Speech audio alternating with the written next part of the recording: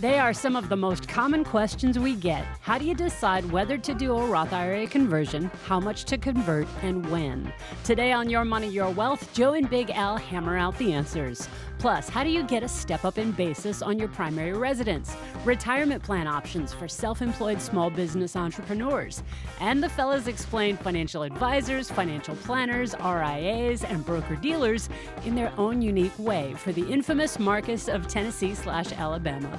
I'm producer Andy Last, and contrary to what Joe thinks, I do not know where you live. Here they are now, Joe Anderson, CFP, and Big Al Clopine, CPA.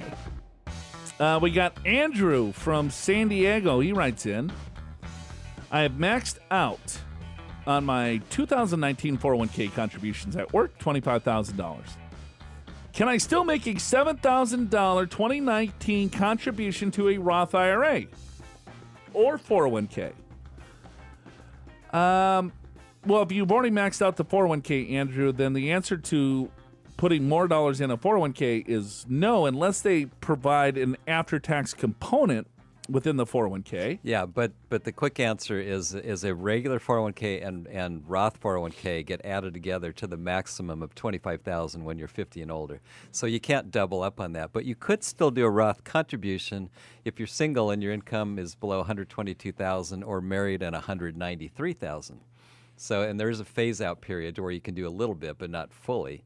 And that fully phases out single at 137, married 203,000, to where you can't make any more contribution. So, look, this is a question that we get a lot in regards to, hey, I can't put money into an IRA because I've already maxed out my 401k. Yeah, that's false. You can. You can do both. And if you make more income than the limits that Alan just mentioned, you can still do a non-deductible IRA contribution. Yes, you can. So you can still contribute to an IRA regardless, as long as you're under 70, right? Right. Yeah, that's true. There's a caveat. So that's the only caveat. So yeah, put your $7,000 either in a Roth IRA if you qualify from an AGI standpoint, or do a non-deductible IRA. Yeah, and I've got one more wrinkle here that's kind of interesting, and so you have to have enough earned income to be able to put money into a 401k and a Roth. Let's say you have $25,000 of earned income, right? And you put $25,000 into your regular 401k, you cannot do a Roth contribution because you've already used up your earned income. However, I don't think this is widely known. You could put $25,000 into a Roth 401k. It doesn't affect your taxable wages, and you can still put money into a Roth IRA, $7,000 if you're 50 and older. So you can actually double count income for that purpose. If you're only making $25,000. Yeah. Got it. All right. So, Andrew, that's good question. So for all of you out there listening, then we get, oh, no, I can't do it. No, you can. So you can fully fund your 401k plan and a Roth IRA. If you're married, both you and your spouse can fully fund 401ks and Roth IRAs, as long as you qualify from an AGI standpoint. But where you were going, Joe, is there's these limits, 19,000 under 50, 25,000 above 50 currently for a 401k. Some plans have the ability to put after-tax money in, and then you could potentially put a lot more in. Now, you don't get a tax deduction, but it's in the plan, and then those dollars can ultimately be converted to a Roth IRA. Right, so double-check your plan. All of you listening, if you're really trying to max out your retirement savings, if you have additional cash flow to save, double-check with your plan administrator to see if you can put after-tax dollars within the 401k plan.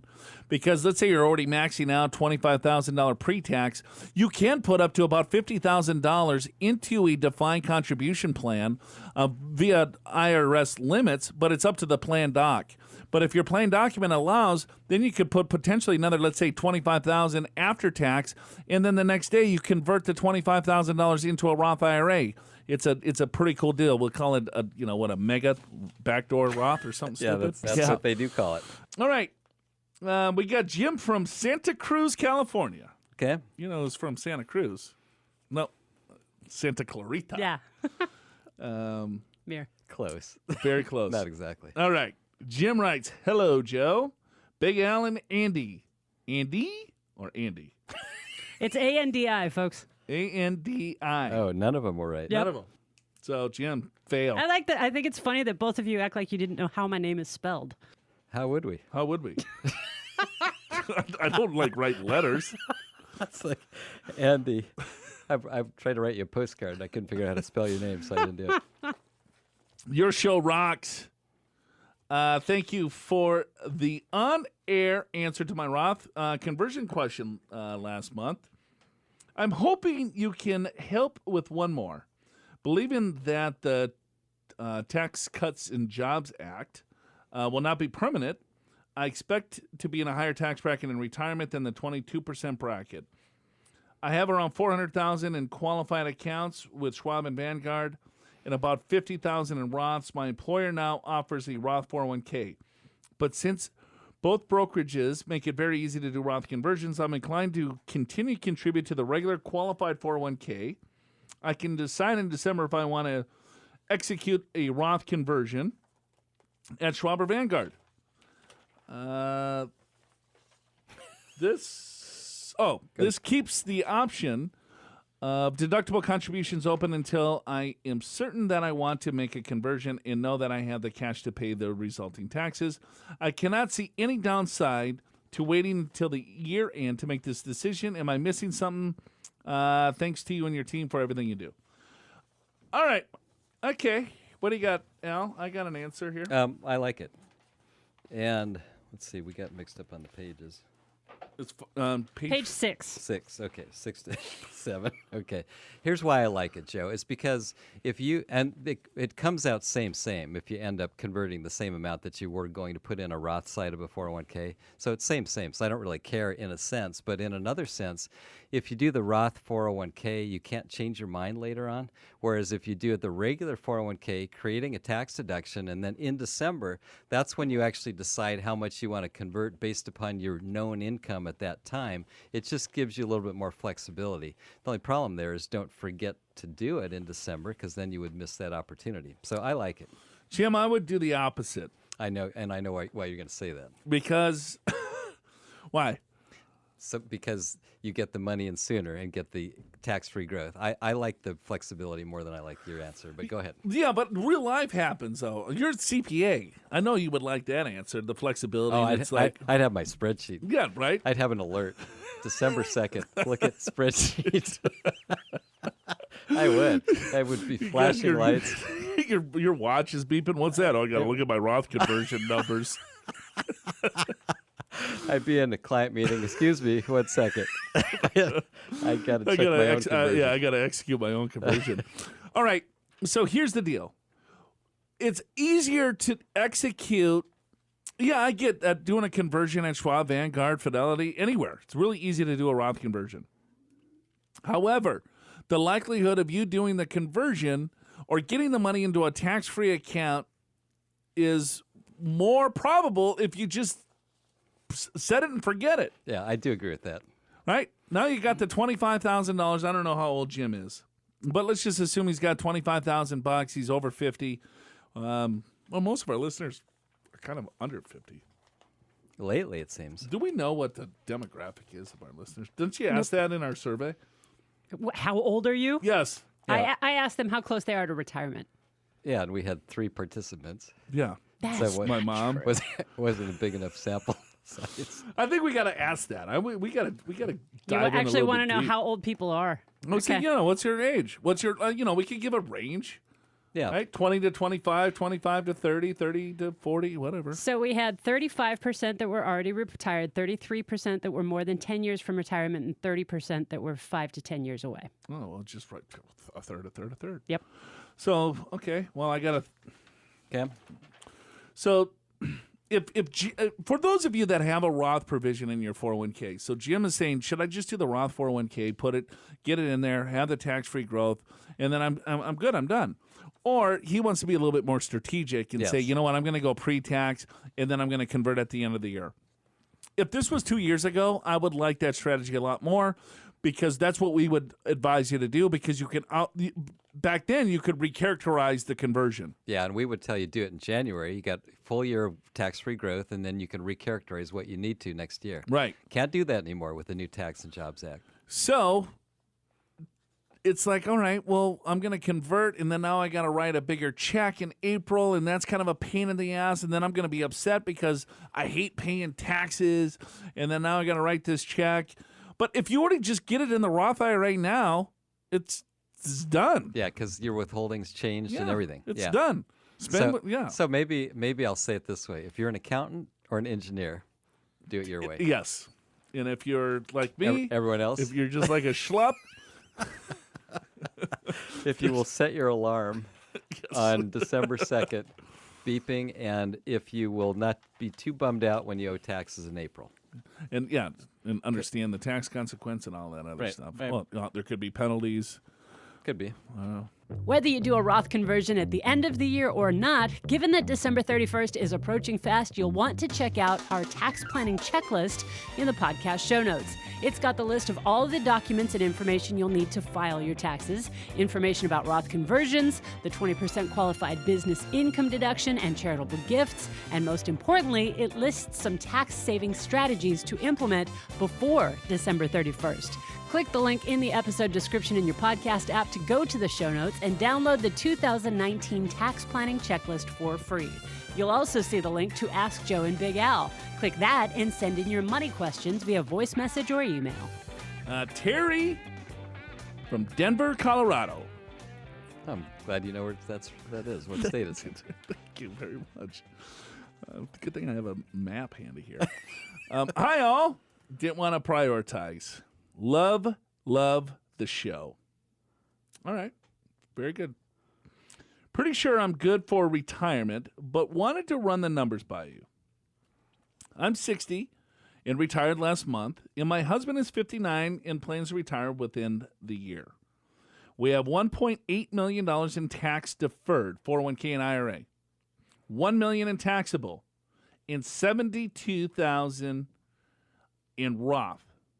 And I guess a little bit in an HSA.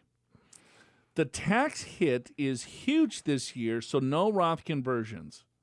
In retirement, I have a $60K annual pension, and my husband will kick in between 62 and 65, with pensions income ultimately totaling $92,000. We plan to delay Social Security till 70, and that kicks in for a total income of $168,000. Annual expenses are $60K, and budgeting about $20,000 for medical, so that's about $80,000 combined. House is paid for, no debts, and kids are launched. My question has to do with Roth conversions. During the gap years, a couple of the years will be in the 12% tax bracket. Should I up the Roth conversion to 22% bracket for those years? Is it worth it? Even doing that, it only converts less than half of the tax-deferred assets. That's a lot of tax to be paid in the near term in foregoing the growth. Doing a straight analysis between the Roth conversion and not, it takes till 90 before the Roth conversion seem to pay off. What am I missing? I assumed a 3% growth, modest, yet conservative. And of course, I have a massive spreadsheet for this. Thanks again. All right. We get this question often. It's been a while. We do. What's the break even of a Roth conversion? Yeah. I think you're going to say day one. Day one, Terry. And explain that, Joe. Her spreadsheet is flawed. Okay. First off. Because she's comparing apples and oranges. Right. And what I mean by that, Terry, and no offense, is that you're looking at, okay, if you do the Roth conversion and you pay tax, so we keep using this simple example, but I think it brings the point home. Let's say you do a $100,000 conversion, right, and you're in the 25% tax bracket, so you have to pay $25,000 in tax. So now you have $100,000 in the Roth, $25,000 is owed to the IRS. So now you have to cut a check to the IRS for $25,000. So Al, she's out $25,000, right? Right. So she's saying, well, this doesn't make any sense. I got to be over 90 for this thing to add up because I did have $125,000 that was growing modestly for me. But now after doing the conversion, I'm paying a lot of tax, capital L-O-T. Yes. what Terry wrote. Right. Is now the $25,000 is gone, is out of my portfolio. It's not growing anymore. What gives? What she's missing is this $100,000 now is 100% completely tax-free forever. And so in your spreadsheet, Terry, you got to take the net tax effect. What's the purchasing power of your dollars? You have $1.8 million in a retirement account. It's not worth $1.8 million because you have to pay tax on that at some point. So that 1.8, let's say you don't do the conversion, it continues to grow to $4 million. Well, that $4 million is 100% taxable, right? If you converted some money out of it, right, now that money is all yours. Whatever you see on your Roth account is 100% yours. So whatever you see in your IRA is not all yours. So you have to do the net tax effect for your spreadsheet to actually work. Yeah, and that's true day one. It's true day two, year one, year two, year 10. You always have to subtract the tax effect out of the IRA to compare this properly. And you're right, that's what people miss. And so from that standpoint, a $100,000 IRA, you can't spend it. If there's a 25% tax bracket, like you said, you can only spend 75. So that's really what your IRA is worth. That's all it's worth because that's all you can spend. Right? So now you're comparing apples to apples. And that's what I would say the whole industry misses this fact because you see articles all the time. The break even is 11 years or 15 years. It's like, no, it isn't. Right. It's like, well, Roth IRA conversions only work. I mean, they work better for younger people because they have more time for the compounded tax-free growth to work. Right.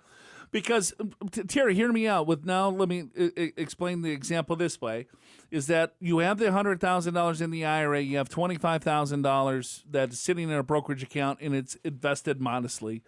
And let's say that grows, your IRA grows. You don't do the conversion, right? Because you did your spreadsheet, and you're like, this sucks. I'm 90 years old. I'm going to be old, and who cares? So now you say, I'm not going to do the conversion. The $100,000 grows. Let's say it doubles. Now you have $200,000 in the retirement account. You have $50,000 or $25,000 in your brokerage account. That grows to $50,000. So now you have $250,000 that is sitting on your statement. But the $200,000 is not all yours again, right? Because it's still in the shell of the IRA. So you have to pull that out. You have to pay tax. Let's just assume the same 25% rate, right? Okay. So you pull it out. You pay 25% on $200,000. You have $150,000. Right. The 25 grew to 50. You sell that out to spend that. You have a capital gains rate there, though, right? So let's say you had a tax-free capital gains rate. Now that $50,200, now your purchasing power is worth $200,000. Yeah. Even though after the taxes. After tax, not including the capital gains rate. Right. Okay. If she did the conversion, she's got $100,000, converts it to a Roth. Right, she loses the $25,000, but now she's got $100,000 in the Roth. That grows at the same rate. Now she's got $200,000 in the Roth. She takes out the Roth. She pays zero tax. The purchasing power is the same. Right. But what we're not telling you is that try to pull $200,000 out of a retirement account and pay 25% in tax. Yeah, and it's going to be a hell of a lot higher, and we didn't even put the capital gains rate in there. That's right. And Terry, I will also tell you this. First of all, your retirement looks fine. We're not worried about cash flow. You're in great shape. Your fixed income, even before Social Security, covers your living expenses. But here's your problem. It's a tax problem. So with Social Security, you have $168,000.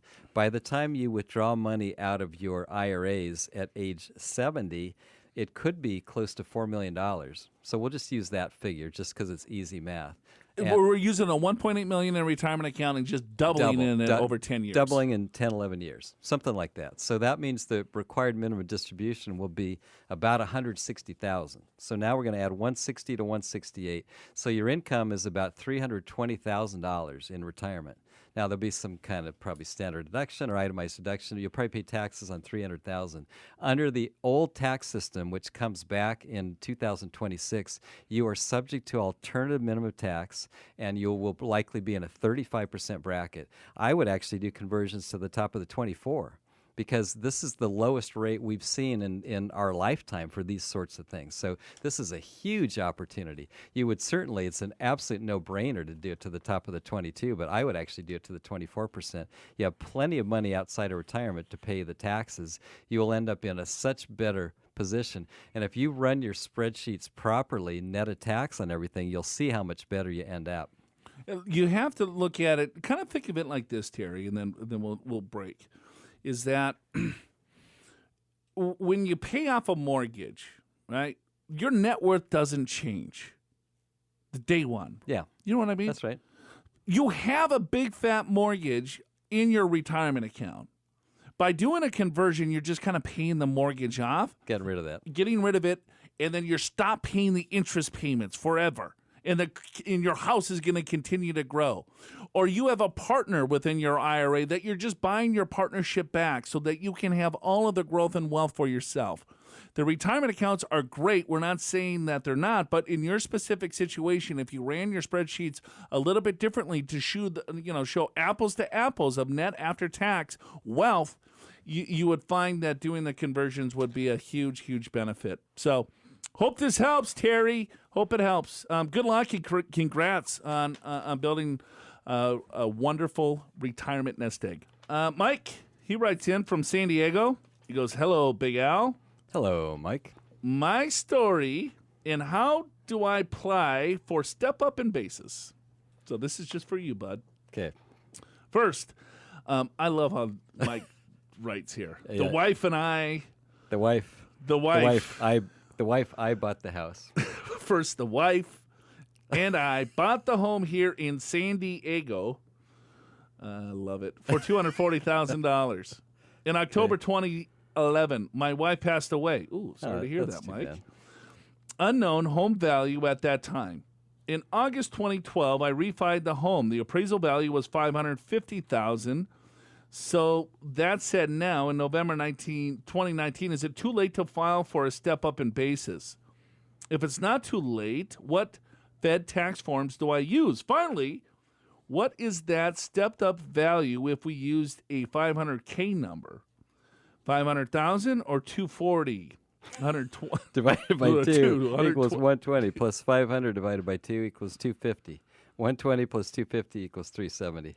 I know what he's trying to do, so I can answer this question. That's why it was asked to you. First of all, there's nothing that you have to apply to for a step up in basis. You just get the step up in basis. And for those that have pretty large estates in excess of $11 million, you probably want to file a Form 706 upon your spouse's passing just to kind of justify that. But I'm assuming, Mike, I don't know this for sure, but I'm assuming your total estate's probably below that. So you don't really need to file any forms. It's the value at your wife's passing. You got to step up in basis. And because you live in a community property state, being California, you get a full step up in basis on the entire property, not half. So I think that's what the math was going through. Because if you live in a non-community property state, you only get half step up basis, and your portion stays the same because you're still living. So, Mike, you get a full step up in basis. You don't have to file anything. And now it's just a matter of figuring out what the number is. The fact that you refinanced within, 10 months or so of her passing, you could probably use that number, $550,000. That's probably what I do. If you want to be even safer, you can actually go to an appraiser. They'll appraise it way back then. You can do an appraisal after the fact to get what it was worth at the date of your wife's passing. But that's your new tax basis going forward, and you get a 100% step up. You don't really have to inform the IRS about that. I guess the only time that would come into play would be upon audit. Yeah, upon he sells his primary residence, That's and right. then let's say he claims the 121 exclusion, doesn't pay any tax, and then they're like, "Hey, well, how did you get this $500,000 basis?" Then you have proof and said, Yeah. "Okay, well, here my wife passed away, and then I got the refinance. Here was the appraisal at that point. I used this as my basis when I sold the property." That's right. That's correct. That's the only time you'd have to show that. So either you could use the appraisal at the time of the refinance, which is probably pretty good, not perfect, but pretty good. If you want to get an even better answer, you get a current appraisal way back to October 2011 on your property, and appraisers can do that. All right. Hopefully that helps, Mike. I'm sorry about your wife's passing, and best luck with selling the home, it sounds like. All right. We got another Mike. Mike and Sue. They write in from San Diego. Same Mike as above. Oh, okay. Same one. Hey, Mike. Hello, Joe and Big Al. Now I'm in the mix. Finally. Got it. This might be a question for you then. All right. I know I've heard you say several times, but need it spelled out. Say Sue will make $70,000 gross this year. Mike will make $135,000 gross this year. Sue paid $4K. Didn't pay, Mike. She contributed. Yes. It's like paying a bill. It's like that. I got who wrote this. in is like, when I quit, if my wife quits, Yes, that was last week. we're gonna tap into my 401k plan. I was like, man, that's a new name for That retirement. was Daryl. Right. Yeah, and his other brother Daryl. Larry and Daryl. Yeah. And Daryl. All right. So Sue paid $4K into her 401k. Okay. Mike paid $25K to his TSP. Okay. Sue and Mike married in February this year. Oh. Okay, look at so Mike. we got Mike's remarried. back. Good All for right, you. Good for you. Okay. So Mike paid $25K into his TSP. Sue and Mike married in February this year. Sue and Mike are both over 60. You have mentioned the max income we can make, and you even said on what line of the 1040 IRS form to use. What is the max we can make, and what line should we be looking at so we can both send $7K to our Roth IRAs? I know I must be missing some facts here, but if you can figure out what I'm asking and answer, that would be great. Thanks, Mike and Sue. All right. It's modified adjusted gross income, Mike. You're married, so you can qualify. You can get you can pay another $7,000 into that Roth bill. So here's the math. So let's see. Sue makes 70. You make 135. So that's 205,000. But you're putting, I'm going to round it. You're putting about 30,000 into retirement accounts. So you can subtract that from the 205. So now you're at what, 170, 185. 185. 185, 90, no, 175. Anyway, you're below the Roth IRA threshold. You have to be below $193,000, and so you've made it. So in other words, your gross salary minus your deductible contributions to 401k or TSP will get to you your income. Now you do Look have to, at adjusted gross income. As long as that number is under about $195,000, you qualify. Real quick, back on Mike's question about the step-up in basis on his primary residence, I wanted to mention that one of our advisors here at Pure Financial, Pete Keller, just did an educational video explaining the concept of stepped-up cost basis and taxation for beneficiaries, spouses in a joint tenants with rights of survivorship situation, and spouses with community property. Check it out in the podcast show notes at yourmoneyyourwealth.com. Just click the link in the description of today's episode in your podcast app. And subscribe to our YouTube channel as well to catch new videos as soon as they're released. Dahlia from YouTube land.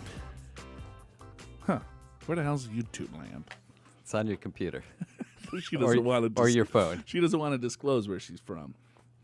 Hi, Al and Joe. I came upon your channel on YT. YouTube. YMYW on YT. Boy. And I thought I would ask some questions. I formed my own business as an S-Corp this May. All right, you following me, Al? I'm with you. All right, she's in the 35% tax bracket. I am my own employee.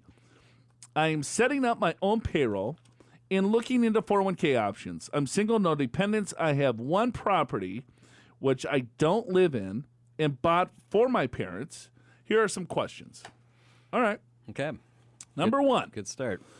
I was looking to do a Roth 401k and getting confused on how to set this up.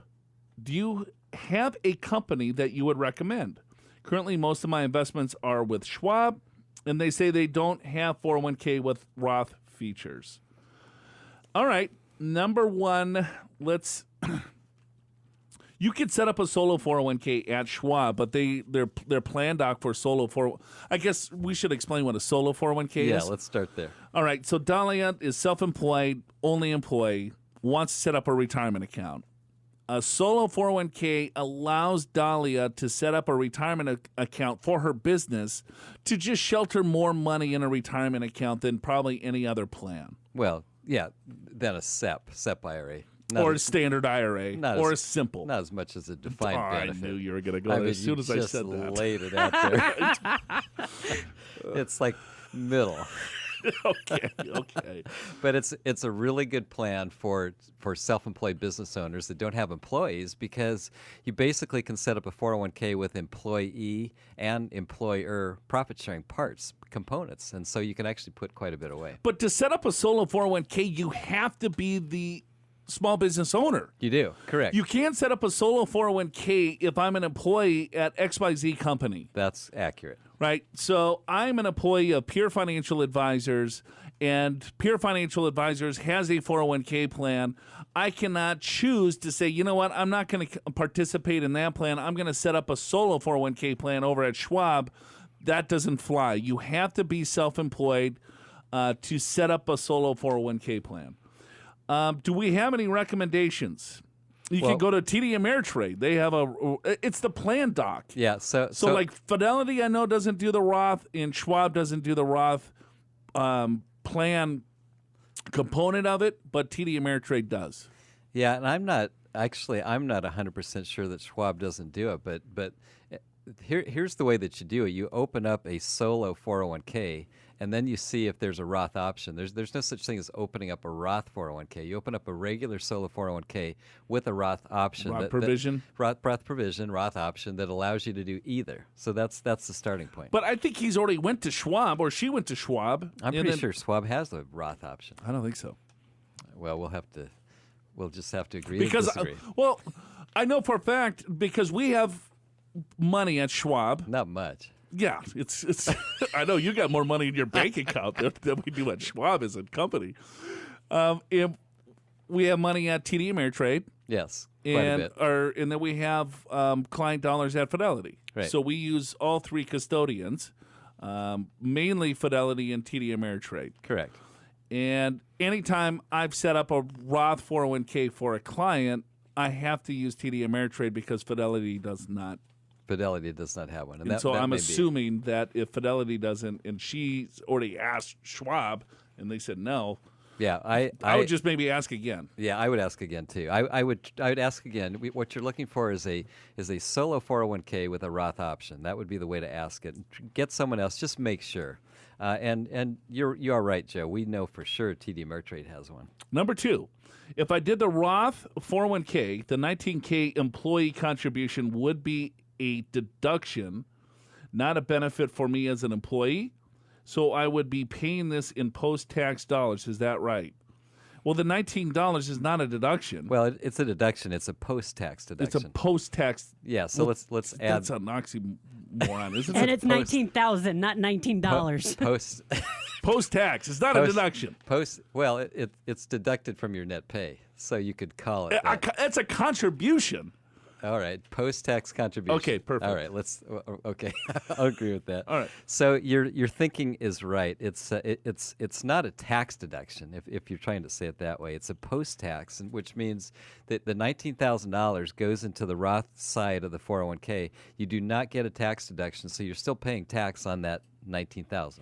So, but the $19,000 now is in the Roth. It will grow 100% tax-free. So any dollar that grows to you pull it out, you don't pay any tax on whatsoever. Correct. Now, Dolly is thinking about doing the profit-sharing feature within the solo 401k. So why would the profit-sharing feature be pre-tax only? Because they're two different plans. You're just combining them. You have a 401k plan and you have a profit-sharing plan. So the profit-sharing plan is contributed by the employer, and the employer contributes that profit-sharing based on profits of the overall organization, and the company then takes the tax deduction by doing that. That's why it's pre-tax. Yeah, so I would say it's the same plan, but well, it's a 401k and profit-sharing. Yeah, but it's the same plan. It's the same. It's a 401k has a profit-sharing component. Let's get right here. There's so many components. It's not a separate plan. You don't have two plan documents. It's a single plan. But I'll answer this maybe a little bit more accurately. I guarantee you, it's all right. Go ahead. It's not a separate plan. At any rate, when an employer makes a match or a profit sharing contribution on your behalf. An employer, it's not their Roth IRA, it's your Roth IRA. An employer takes a deduction, always takes a deduction. So that's why, and it seems kind of confusing because she's the employee and the employer. So why don't I get the Roth on both? And the answer is because there's an employee and an employer. And she just happens to be both. Correct. And so the company's taking the deduction. That's why it's pre-tax. That's Which right. I said. And why would you say that was a better answer? Because mine was more accurate. All right. I guarantee you can have a 401k plan without the profit sharing. Right? You can, but it's the profit sharing is a component of the 401k. Yeah, but I can You can have a profit sharing plan and a 401k, but there's no reason to do that. All right. Would I be able to also make after-tax contributions with an in-service distribution to take advantage of the mega Roth IRA rollover? She wants to continue to put after-tax dollars in solo 401k. The answer is no. Yeah, I think in most of the solo K plans, prototype plans, they don't allow post-tax money going in. Because the defined contribution plan limits is what, $54,000? Uh-huh. So for some employees that work for larger companies, you can put up to $54,000 into a 401k plan. $19,000 or $25,000 if you're over 50 would be pre-tax, or if you went the Roth, it would be after tax. But you could continue to add money into the after-tax component of the plan and then convert it. But you would not be able to do that in a solo 401k. Lastly, since I was employed at the beginning of the year, W-2, 1099 payments, I also had a 401k with my previous employer. How would I factor that into my contribution limits? I guess if she contributed to the old plan, and then it's $19,000 per the year. Yeah, per the year, no matter how many 401k plans you have. And she also asked, would I also be able to contribute to a traditional IRA with me as an employee? The answer is yes. So you can do the 401k plan, profit sharing plan, and a traditional IRA or Roth if you choose to, if you qualify for the income limits on the Roth, or if you want to take an after-tax contribution to the IRA and then you can automatically convert that. That would be a backdoor Roth IRA. Potentially, if you don't have a lot of other IRA dollars. Well, if you do, you just put them into the new 401k plan that you established. I've posted a bunch of retirement plan resources for self-employed small business owners in the podcast show notes at yourmoneyyourwealth.com, including a podcast video of Joe and Big Al discussing the benefits of the solo 401k and solo Roth 401k, the YMYW TV show episode on retiring as a self-employed person in the new gig economy, a giant blog post on small business tax filing, and a video from Pure Financial Advisors Allison Alley outlining the best self-employed retirement plans. Click the link in your podcast app to go to the show notes, and don't forget to share these free resources with all the self-employed small business owners you know. And click Ask Joe and Big Al to send in your questions via email or voice message.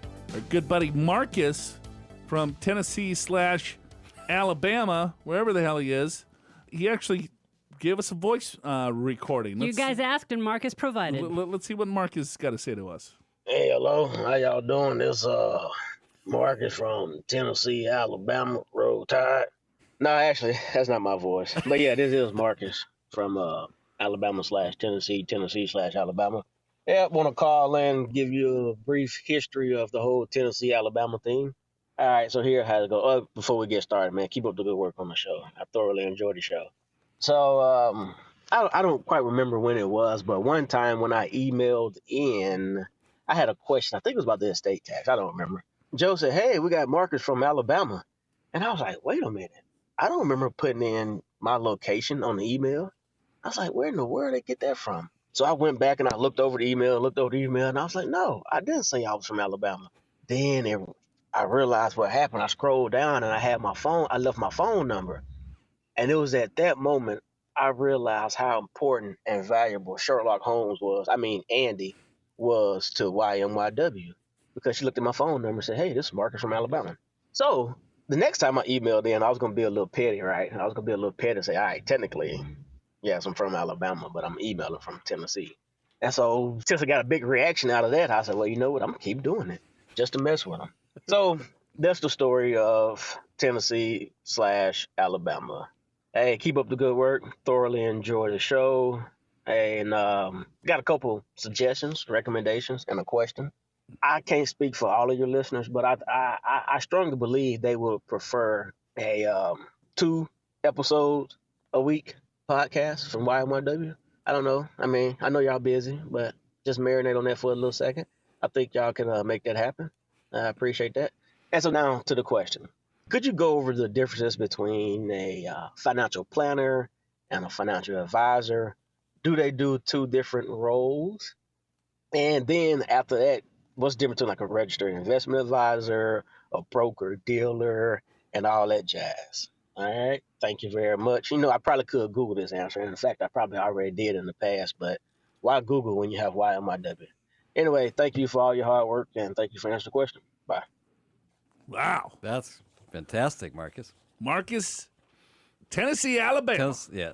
I really wish he'd talk like that. Yeah, the whole time. That would have been bad. Next question. You got to talk that way. The whole question. Man, they're challenging you, Marcus. What is the difference between... Oh, you got it. You could do it. Planet? Answer the question with that voice. Oh gosh, please don't. Oh boy. Okay, let's talk about his comment. Marcus, I can barely do 30 minutes with Big Al, let alone 2 episodes per week. Oh, we'll marinate on that though. We'll marinate. We'll marinate. Yeah. I like that. That's a great way to say using it. some of that. Right. I could use that We'd phrase have to- for all sorts of different. We'd have to be together for how many hours a week? It's That'd be- a lot. That'd be tough. I don't know, but we'll marinate on that. All right.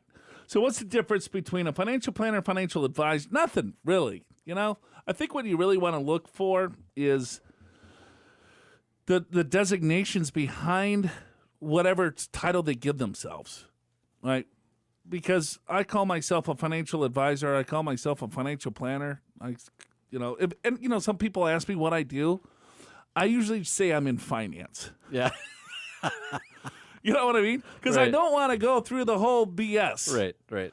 It's like, oh, what line of work are you in? Well, I'm in finance, and that usually just shuts them up, and they don't really ask me anything else. Because it sounds so boring. Versus, well, if I say I'm a financial advisor, then they're either going to ask me, so what do you think about the market? Or they're going to think that I sell insurance. Right. One or the other. Right. And so it's So like, I feel differently. So I always used to. People say, "What do you do?" CPA. Oh, that. now you say I'm Big Al. No, I say. I'm a radio, television Or- celebrity. All right. So now I say I'm a financial planner. They go, oh, you help people with money. Then we have a conversation. Yeah, I don't want to have a conversation. That's You don't- that's my you don't- problem. You don't want to talk to people. Yeah, so what do you do for a living? I'm in finance. Finance. Go pound sand. It's exactly what I say. No, I don't know. You could say you're president. No, I'm not going to say I'm president. I'm president of Pure Financial Advisors. 78 employees.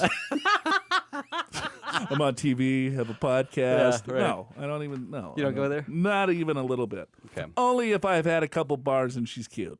Okay. I'm kidding. You've had a couple bars? Couple beers at a bar and she's cute. See, I'm already feeling like I'm I drinking know already. by bar, but he meant He beers. just drinks at bars. everything in the bar. Yes. Moves on to the next one. That's right. So Cleans it out.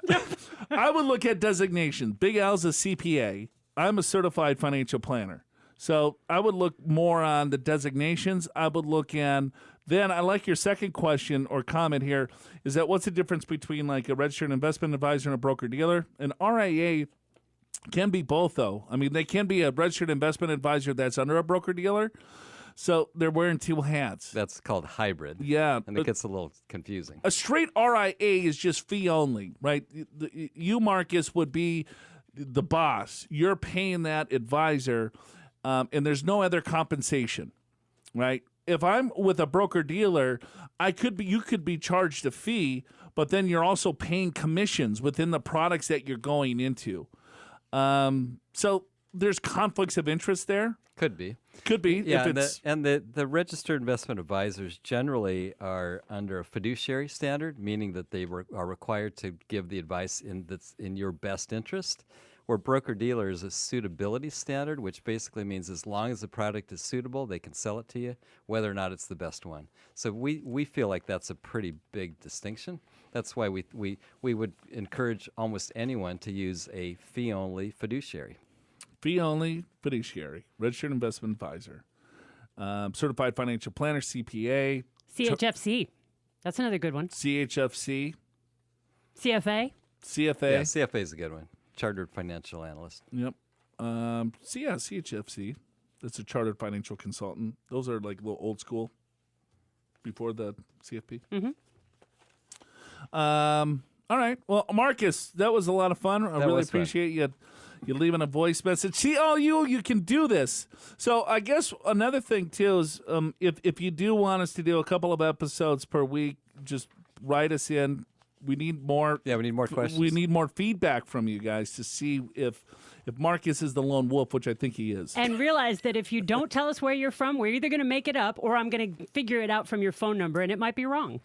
Andy spends most of her day just like searching our listeners out. Oh, look at that. I know everything about everybody. Yeah, like Stuart from San Diego. I know exactly where he lives. Yep, he drives this. And yeah. But I will say Marcus J. is a very cool guy. I really like him. Very much so. Thank you, Marcus. So if you do want us to do a couple podcasts a week, then you would have to write in. Go to Your Money or Wealth, jot it down, subscribe to our podcast, reach out to us, let us know. I'm guessing Marcus is the only one. And probably Andy would want to do it. What makes you think that? Because you like to find out where these people live and Google them. And then Google map them. I mean, Marcus, trust me, I got a picture of your house right here. He's lying. We're taking a look. You man. You need a new paint job. Yeah, you got a couple of dogs in the backyard. Oh, wait a minute.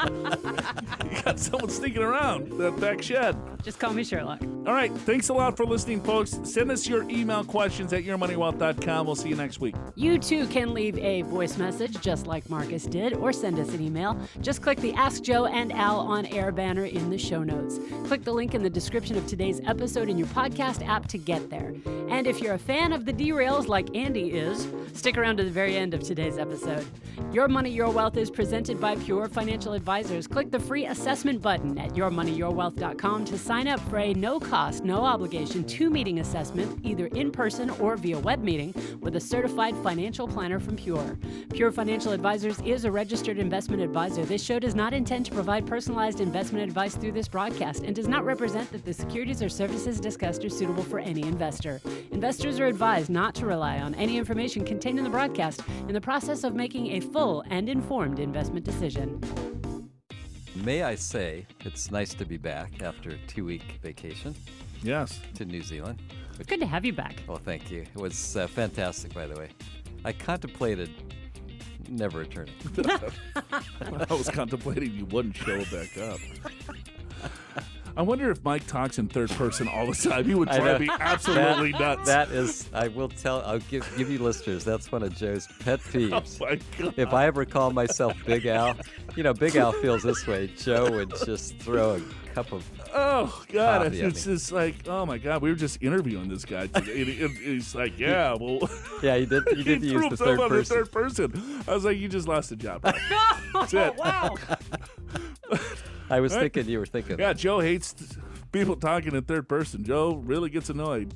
Right? So anyway, okay.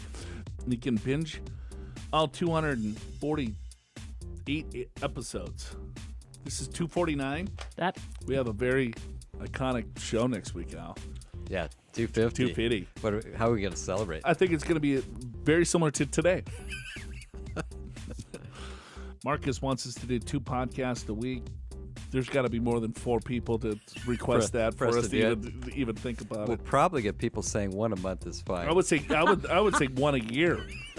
15 minutes. Hey, you guys realize that you've never taken a break. Most other podcasts do seasons like you do for the TV show, and you guys have done 249 episodes straight without ever taking a break.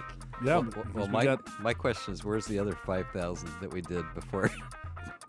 Those are in the lost records. Yeah. We're going to have to find them. In the archives? In the archives.